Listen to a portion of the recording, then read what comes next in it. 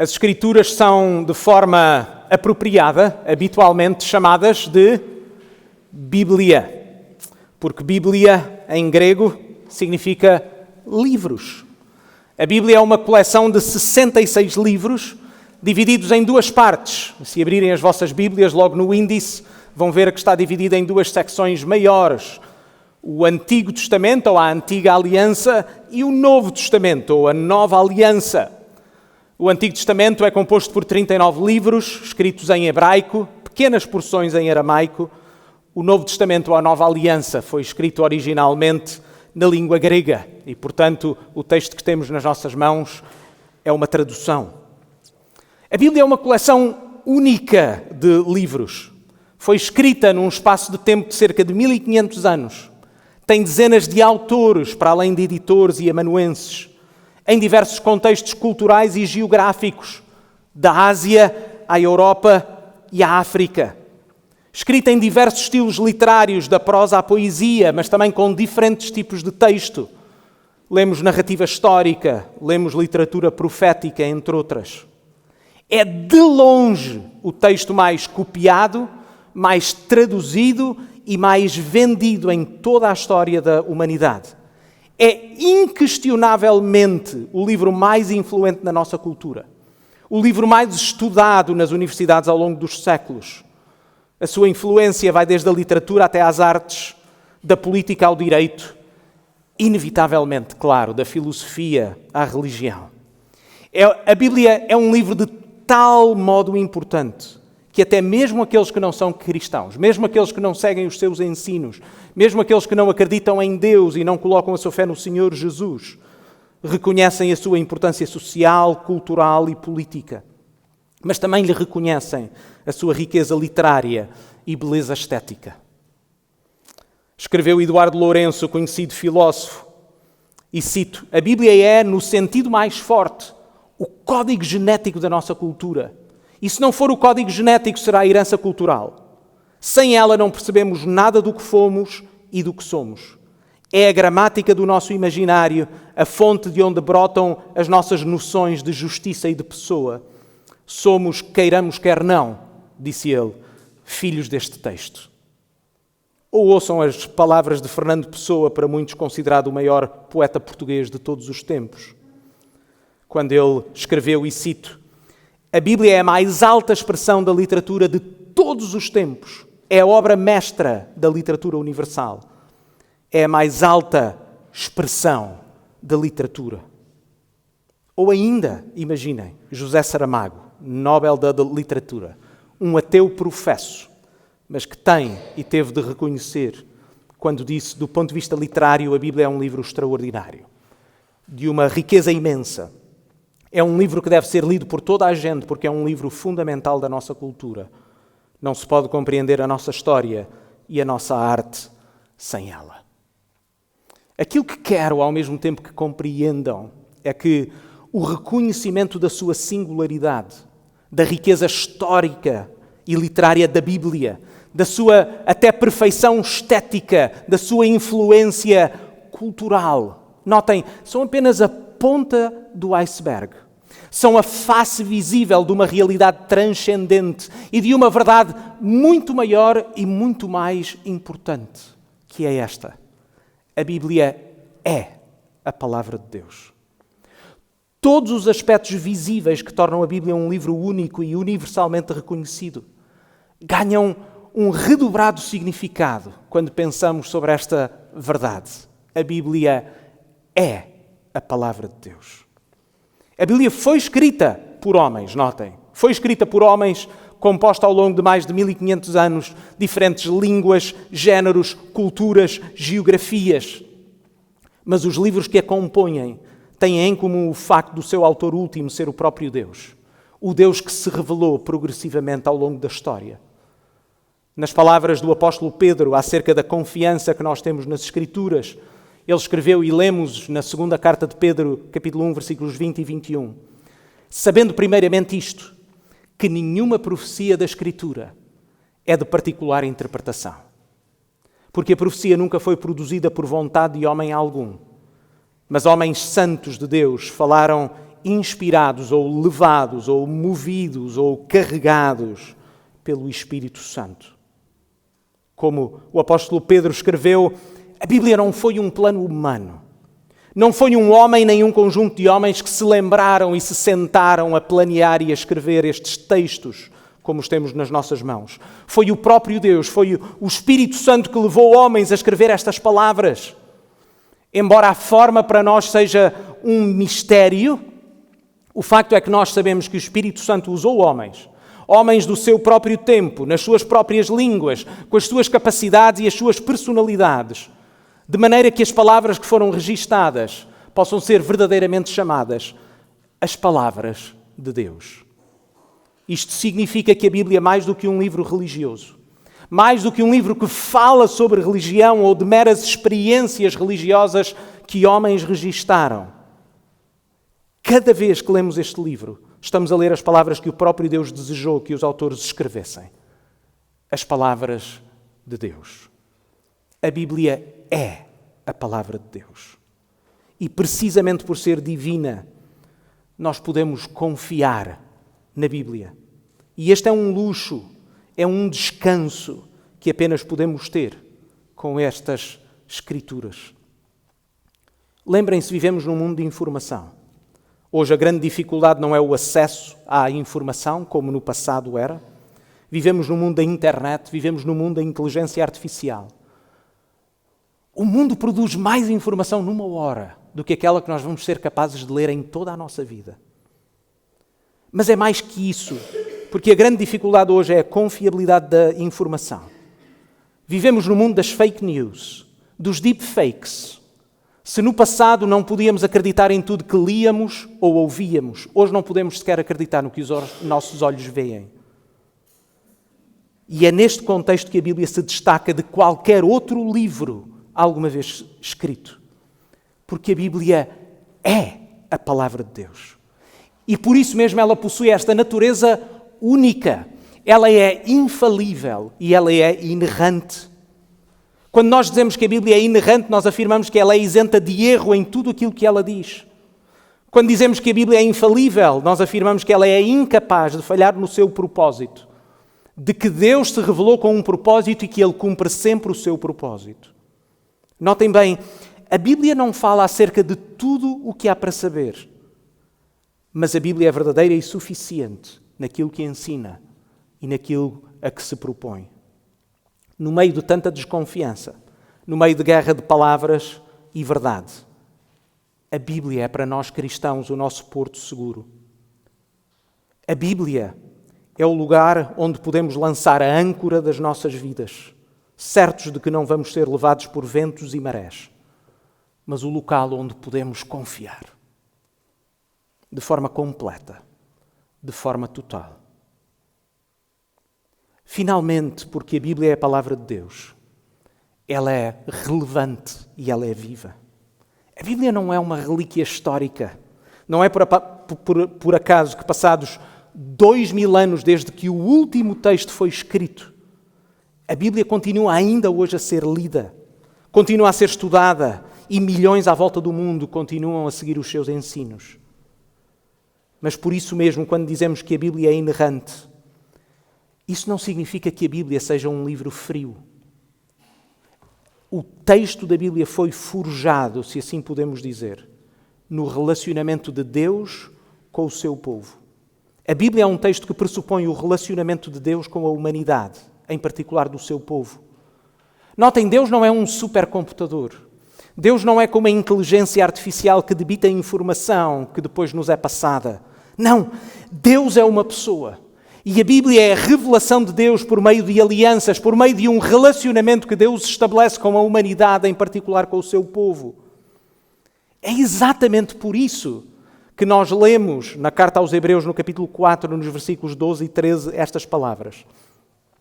Porque a palavra de Deus é viva e eficaz e mais penetrante do que qualquer espada de 2 gumes, e penetra até à divisão da alma e do espírito, das juntas e das medulas, e é apta para discernir os pensamentos e intenções do coração.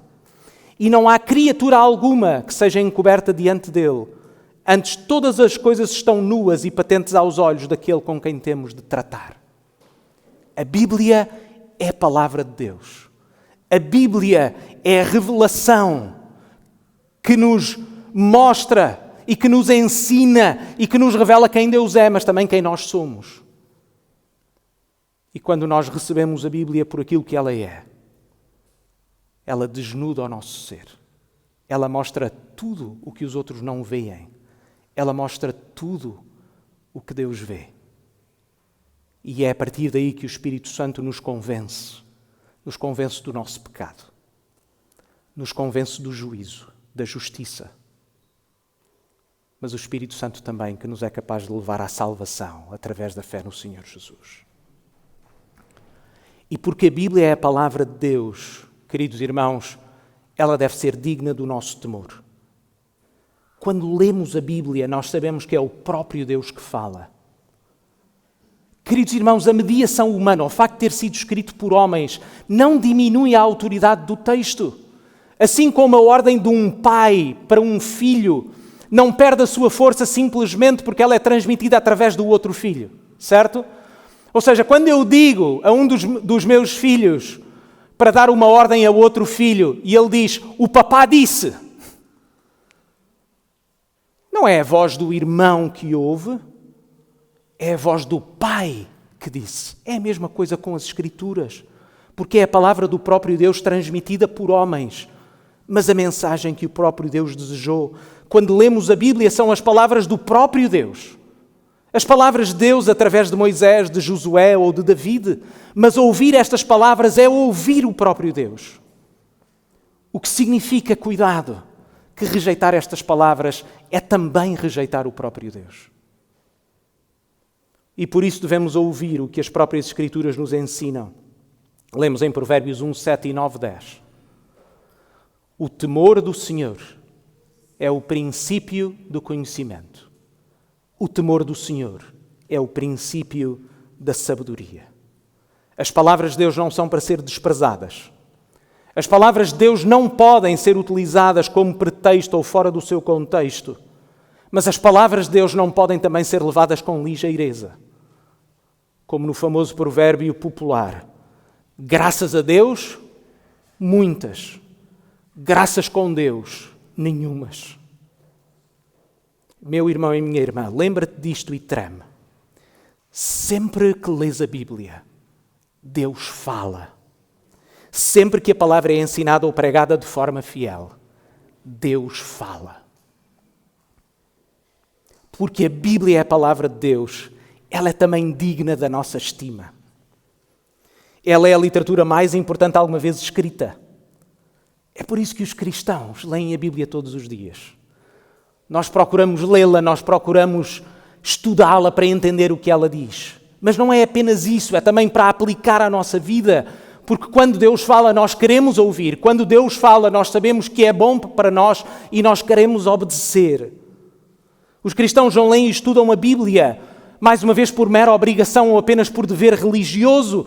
Nós amamos a Bíblia, porque a palavra de Deus é uma palavra boa e ela é uma palavra de salvação. Lembram-se do que o apóstolo Paulo disse e que nós já lemos durante este culto? Porque eu não me envergonho do Evangelho do Senhor Jesus. Porquê? Porque ela é o poder de Deus para a salvação. Nós lemos as palavras de Deus e é verdade, as palavras de Deus expõem-nos, mostram o nosso pecado, mostram até o que os outros não conseguem ver. Mas o pecado não é o fim, a condenação não é o fim, porque a palavra de Deus nos leva a Cristo e à salvação. Essa é a experiência de inúmeros homens e mulheres ao longo da história. Mesmo na própria Bíblia, nas Escrituras, existem hinos de louvor a Deus pelas suas palavras. O maior dos salmos é um hino à palavra de Deus. Um hino que a certa altura, dos versículos 97 a 105, o salmista, claramente apaixonado, escreve: Oh, quanto eu amo a tua lei! É a minha meditação em todo o dia. Tu, pelos teus mandamentos, me fazes mais sábio que os meus inimigos, pois estão sempre comigo. Tenho mais entendimento do que todos os meus mestres, porque medito nos teus testemunhos. Sou mais prudente do que os velhos, porque guardo os teus preceitos. Desviei os meus pés de todo o mau caminho para observar a tua palavra. Não me apartei dos teus juízos, porque tu me ensinaste. Oh, quão doces são as tuas palavras ao meu paladar, mais doces do que o mel à minha boca. Pelos teus mandamentos alcancei entendimento, pelo que aborreço todo o falso caminho. Lâmpada para os meus pés é a tua palavra e luz para o meu caminho. Porque a Bíblia é a palavra de Deus. Ela também exige a nossa submissão incondicional. Nós não nos aproximamos deste texto como juízes. Nós somos os réus. Não nos aproximamos deste texto para o avaliar, mas para sermos por ele avaliados.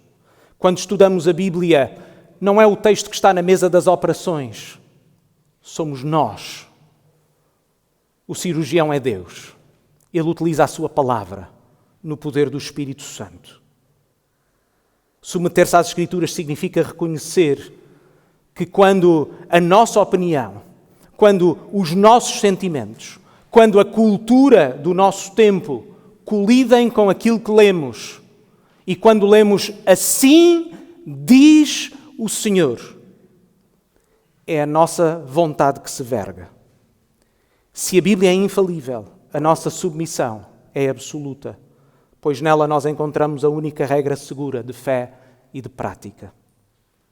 É assim mesmo que começa a sabedoria do livro dos Salmos, quando num dos salmos mais conhecidos, que provavelmente alguns já decoraram, no Salmo 1, bem-aventurado o varão que não anda segundo o conselho dos ímpios, nem se detém no caminho dos pecadores, nem se assenta na roda dos escarnecedores.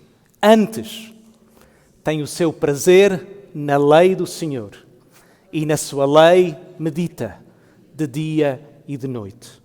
Pois será como a árvore plantada junto a ribeiros de águas, a qual dá o seu fruto na estação própria, e cujas folhas não caem, e tudo quanto fizer prosperará.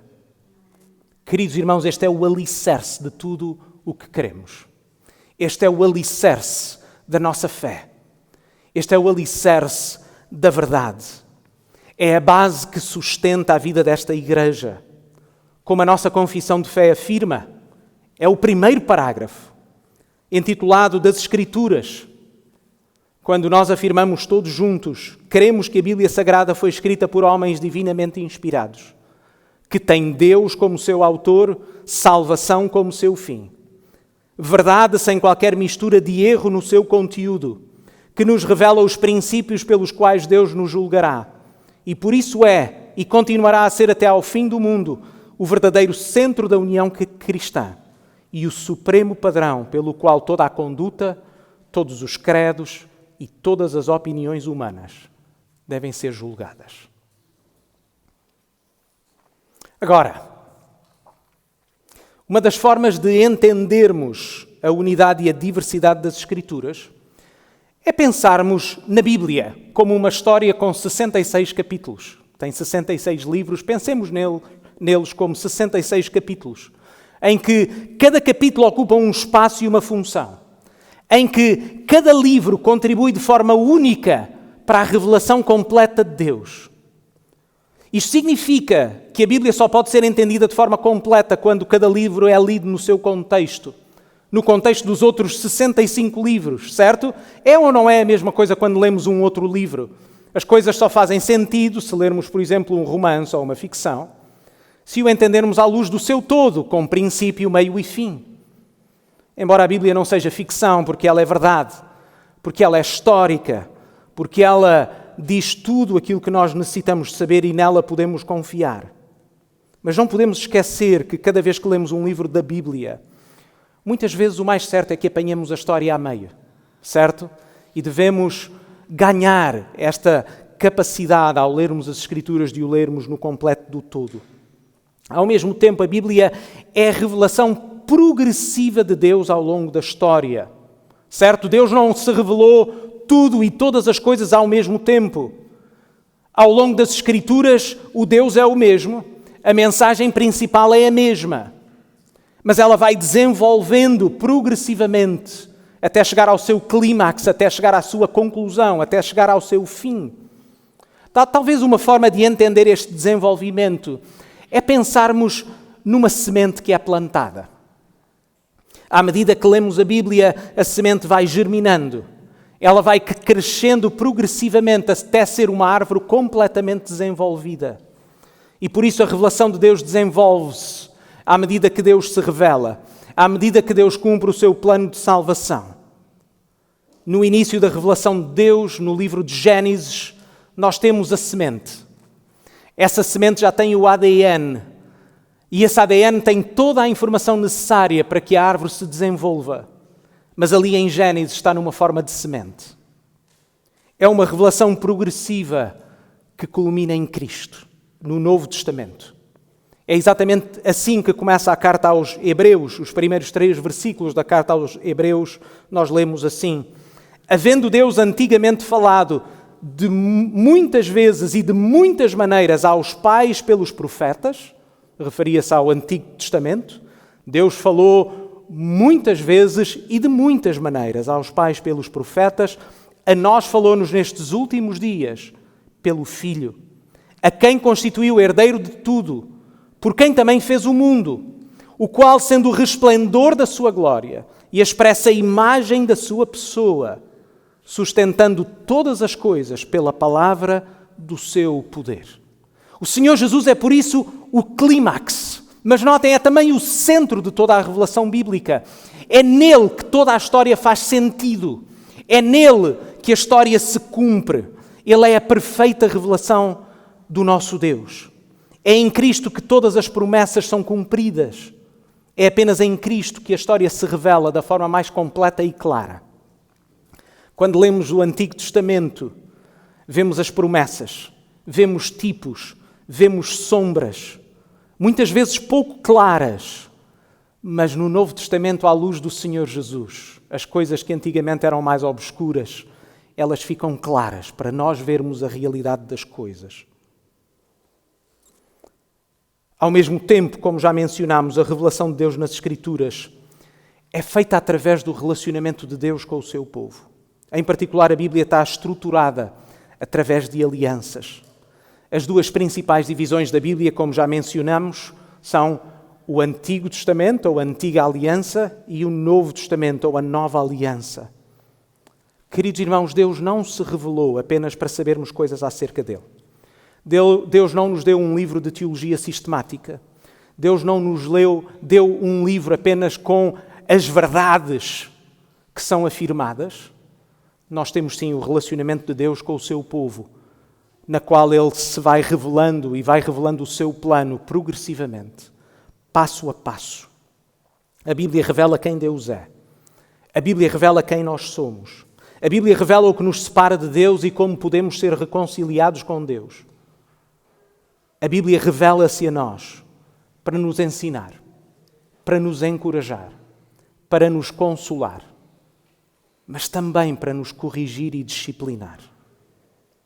E a revelação de Deus começa com o livro de Gênesis, que significa, imaginem, o princípio. O plano para os próximos meses é estudarmos os primeiros 11 capítulos deste livro.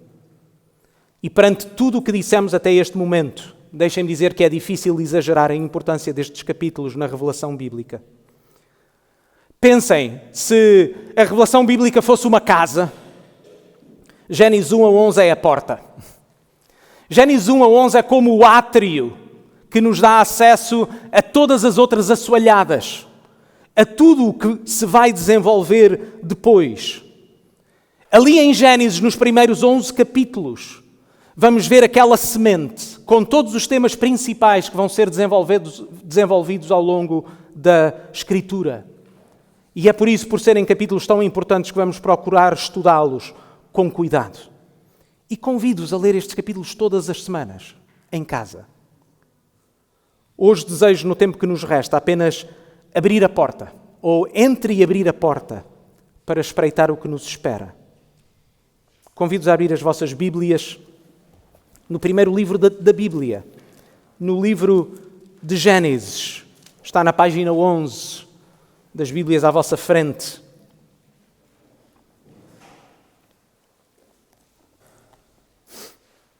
E ler apenas o primeiro versículo. Um dos versículos mais conhecidos de toda a Escritura. E começa assim a palavra de Deus. No princípio, criou Deus os céus e a terra. Esta é uma das mais importantes e profundas verdades à face desta terra. Este versículo é a síntese de toda a obra da criação, mas notem também que contém as verdades mais fundamentais acerca de quem Deus é e da nossa existência.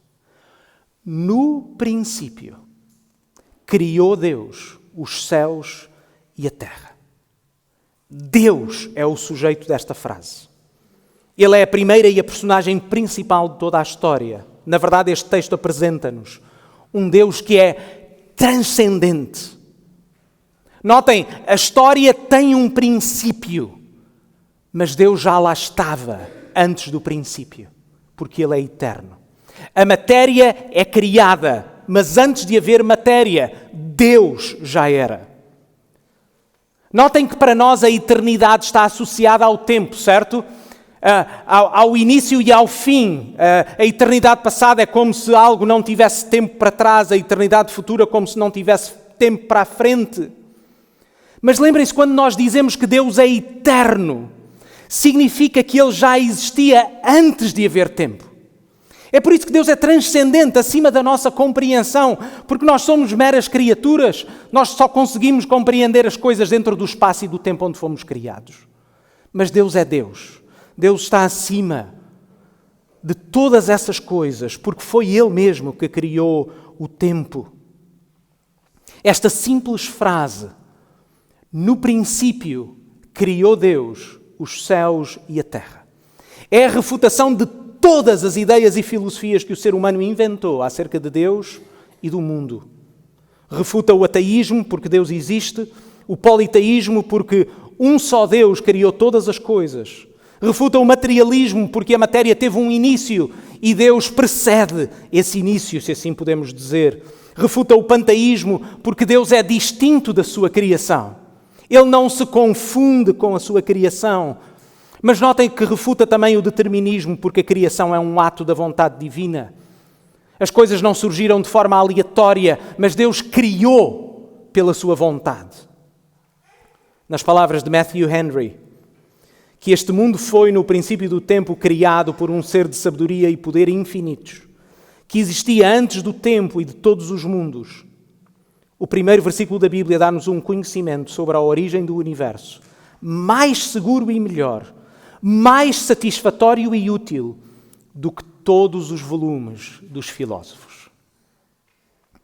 Gênesis 1:1 dá-nos em 7 palavras no original mais sabedoria do que séculos e séculos de especulação humana.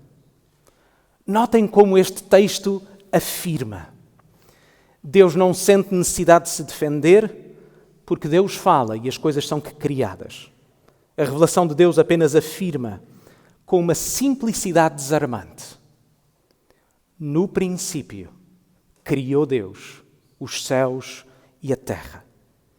Logo no primeiro versículo da Bíblia temos uma das doutrinas mais importantes do universo. Deus é distinto da sua criatura. Existe um Deus criador. Tudo o resto, céus e terra, tudo o que neles há, incluindo nós, são criaturas.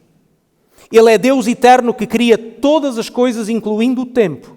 Houve um princípio dos céus e da terra, porque Deus criou ambos. Deus não apenas cria através da matéria, Deus cria a própria matéria. Como o autor aos Hebreus afirma, em Hebreus 11:3, pela fé, entendemos que os mundos pela palavra de Deus foram criados, de maneira que aquilo que se vê não foi feito do que é aparente. o que significa que Deus criou todas as coisas do nada, apenas através do poder da sua palavra. Só Deus tem poder para criar do nada. E por isso, notem, Gênesis não é a resposta de Deus à nossa curiosidade científica. É sim a resposta de Deus à nossa rebelião espiritual. Gênesis não nos diz apenas como é que o mundo começou. Gênesis começa por afirmar a quem o mundo pertence.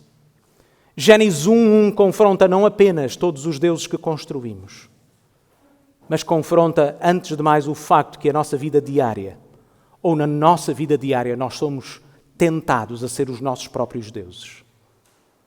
Mas em Gênesis 1:1 lemos: no princípio, criou Deus os céus e a terra.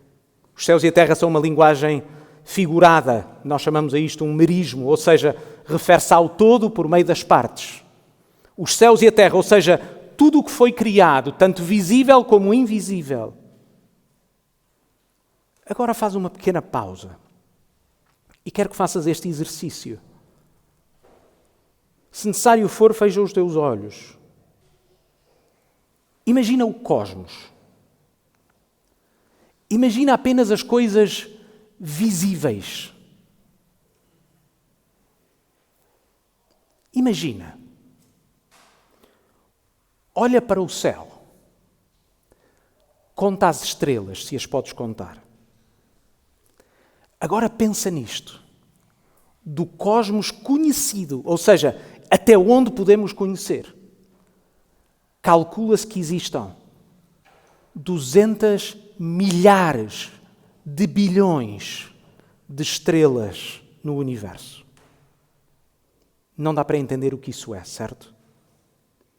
As estrelas são tantas que se nós as dividíssemos por cada habitante do mundo, se as dividíssemos por todos nós, caberia a cada pessoa 26 bilhões de estrelas. Sabes o que isso significa?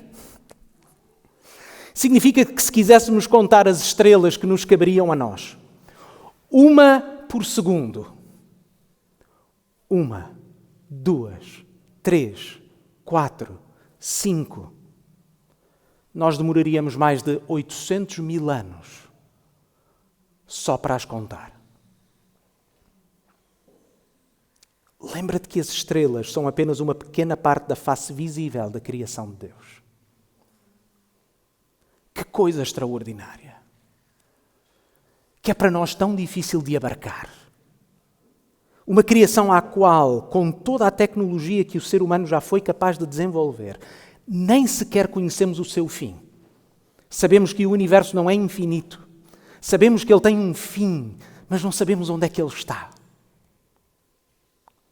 Se esta é a dimensão do cosmos, se esta é a dimensão em todo o seu esplendor e majestade, imagina então Deus que criou todas estas coisas. Sim, é impossível. A majestade e a glória da criação são apenas um vislumbre da majestade e da glória do nosso Deus invisível. E é perante esta simples, mas grandiosa verdade que o salmista exclama. Lemos isto e estudámos este texto na última quarta-feira, no Salmo 8, no versículo 1 e 3 e 4. Ó Senhor, Senhor nosso, quão admirável é o teu nome em toda a terra, pois puseste a tua glória sobre os céus. Meus queridos irmãos, quando nós pensamos nestas coisas, quando nós pensamos na nossa própria insignificância, quando nós pensamos na grandeza das coisas que foram criadas e daí imaginarmos que o nosso Deus criou todas essas coisas e as sustenta todas nas suas mãos, sem qualquer esforço, sem qualquer dificuldade, apenas pelo decreto da sua palavra, tudo foi criado e tudo é sustentado. Qual é a nossa resposta? Qual é a nossa resposta quando nos esquecemos destas coisas? Qual é a nossa tendência no nosso dia-a-dia? De queixume. De acharmos que o mundo gira à nossa volta. De acharmos que o mundo é acerca de nós. O salmista olha para os céus. O salmista admira a majestade e a glória de Deus. E a forma como o salmista responde é: quando vejo os teus céus, obra dos teus dedos, a lua e as estrelas que criaste, que é o homem mortal para que te lembres dele, e o filho do homem para que o visites. Meus queridos irmãos, Gênesis 1 é um confronto para nós. No princípio, criou Deus os céus e a terra. Gênesis 1 é um confronto porque existe um Deus. E deixa-me dizer-te, tu não és Deus. Gênesis 1 coloca-nos imediatamente do lar dos seres que foram criados. E é exatamente aqui que está a gênese do pecado original. Existe um Deus que criou todas as coisas, à qual todas as suas criaturas devem a sua existência. Um Deus que se manifesta e manifesta a sua glória em todas as coisas que Ele criou. E apesar disso, as suas criaturas rebelaram-se contra Ele. Nas palavras que já lemos durante este culto, em Romanos capítulo 1, versículos 18 e 21, em que Deus, de forma justa e apropriada, manifesta a sua ira sobre toda a impiedade e injustiça dos homens que detêm a verdade em injustiça. Porquanto o que de Deus se pode conhecer neles se manifesta, porque Deus lhe o manifestou. Porque as suas coisas invisíveis desde a criação do mundo, tanto o seu eterno poder como a sua divindade, se entendem e claramente se veem pelas coisas que estão criadas, para que eles fiquem inexcusáveis. Porquanto, tendo conhecido a Deus, não o glorificaram como Deus, nem lhe deram graças. Antes, em seus discursos se desvaneceram. O seu coração insensato se obscureceu. Meus irmãos, Gênesis 1:1 não é uma declaração ou apenas uma curiosidade científica. Ela é uma afirmação teológica. Existe um Deus. E esse Deus é Senhor porque Ele criou todas as coisas e ao qual tu deves todas as coisas. Deus não existe para ti. Tu é que foste criado para Deus. Tu foste criado para dar glória a Deus. O que significa, meus queridos irmãos, que a cada momento, a cada minuto, a cada hora que vives sem esse propósito, em que vives sem reconhecer Deus na tua vida e de que o teu propósito é dar glória a Deus e viver de acordo com o seu propósito, és tu que desprezas Deus. És tu que te rebelas contra Deus, ao qual não deves apenas a tua vida, mas também tudo o que és e tudo o que tens. Gênesis 1:1, por isso, confronta cada um de nós e diz a cada um de nós que somos inexcusáveis, sem exceção. Todos nós somos culpados de vivermos como se Deus não existisse. Todos nós, sem exceção, somos culpados de vivermos como se fôssemos o centro do universo e como se o mundo tivesse de girar à nossa volta. Tantas vezes não queremos saber de Deus, não lhe prestamos atenção. Mas sempre que há alguma coisinha é feita contra nós, estamos prontinhos a reclamar justiça.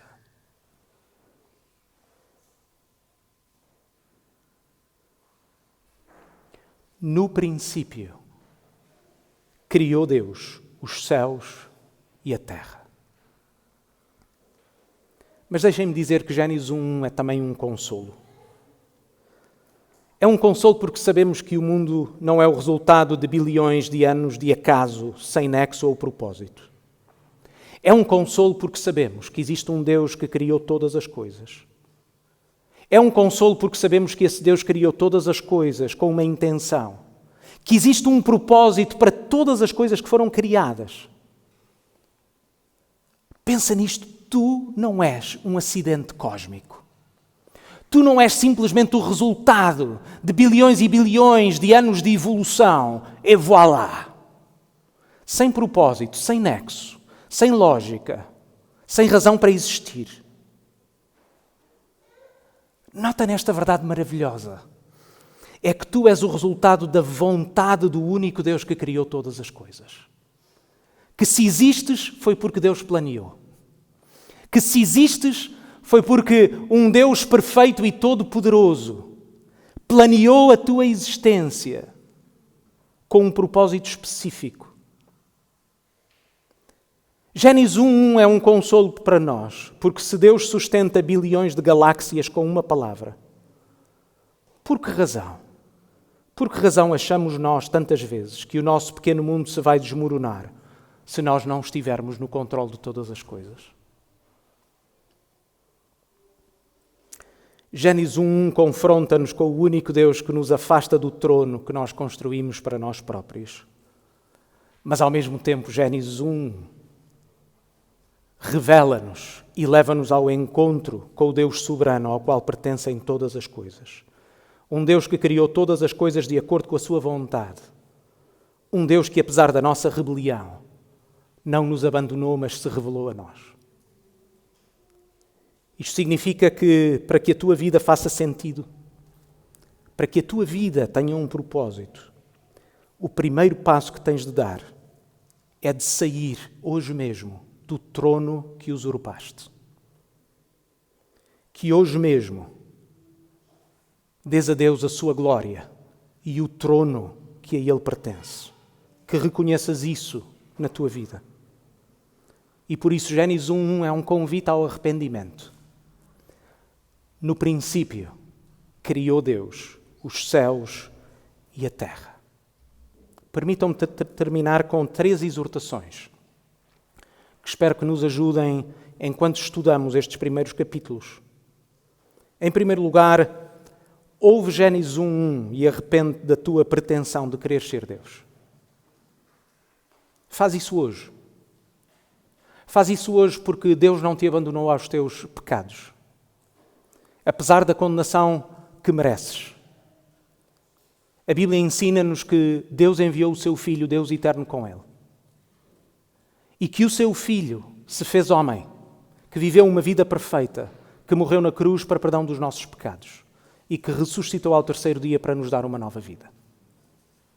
Deus convida-te a arrepender-te dos teus pecados, de quereres a ti mesmo fazer-te Deus e rebelar-te contra Deus, o seu propósito. E que te entregues hoje mesmo a Deus. Coloques a tua fé no Senhor Jesus, porque não existe outra forma que possas ser salvo. Que te arrependas dos teus pecados e te submetas ao Deus que criou todas as coisas. Tu não és o Criador. Dobra os teus joelhos. Verga a tua vontade perante o único Deus. Em segundo lugar, ouve Gênesis 1:1 e descansa na soberania do Deus que governa o cosmos. Se já te arrependeste, se já colocaste a tua fé no Senhor Jesus, então confia nele. Confia que Ele sabe todas as coisas, mesmo quando tu não sabes. Confia que Ele conhece as tuas circunstâncias e confia que Ele sabe o que tu passas, porque Ele mesmo, sendo Deus, tornou-se homem. Ele sentiu as nossas limitações. Ele sabe o que é sofrer. Ele conhece as nossas circunstâncias. Por amor a ti, Ele deu-se e morreu naquela cruz. Se Ele esteve disposto a morrer naquela cruz para perdão dos teus pecados, o que não é Ele capaz de fazer por ti? Confia nele, mesmo quando não entendes todas as coisas. Se Ele é o autor da história, então tu podes confiar que a tua história tem um propósito. E finalmente, lê o livro de Gênesis como um adorador. Convido-te a ler este texto em casa. Convido-te a ler estes capítulos, a meditares, a refletir sobre eles. Mas deixa-me fazer-te uma pequena exortação. Não leias este livro, não leias estes próximos capítulos como quem procura argumentos para debates científicos. Lê estes capítulos para conheceres a Deus. Lê estes capítulos para te encontrares com Deus. Não apenas para saberes coisas, não apenas para a tua curiosidade, mas para poderes conhecer Deus.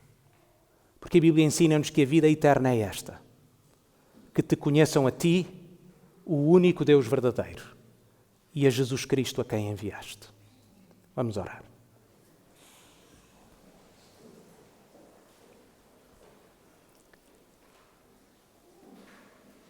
Ó Deus, nós te louvamos, porque Tu és o único Deus, o Criador e o sustentador de todas as coisas. Que Tu nos criaste também a nós, que criaste-nos para vivermos para a Tua glória. Criaste-nos à Tua imagem, à Tua semelhança. De entre toda a criação, quem somos nós, ó Deus?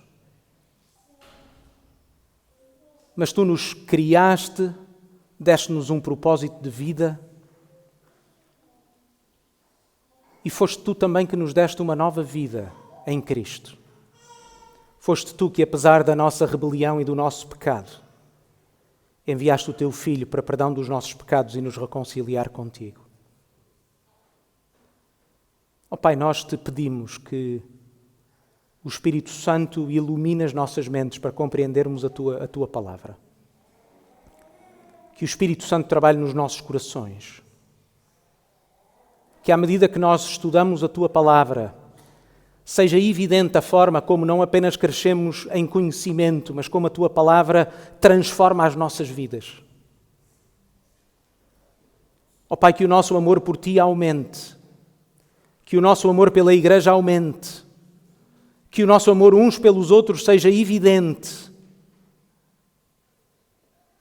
Ó Pai, faz essa obra em nós. E nós Te louvamos no nome do Senhor Jesus. Amém.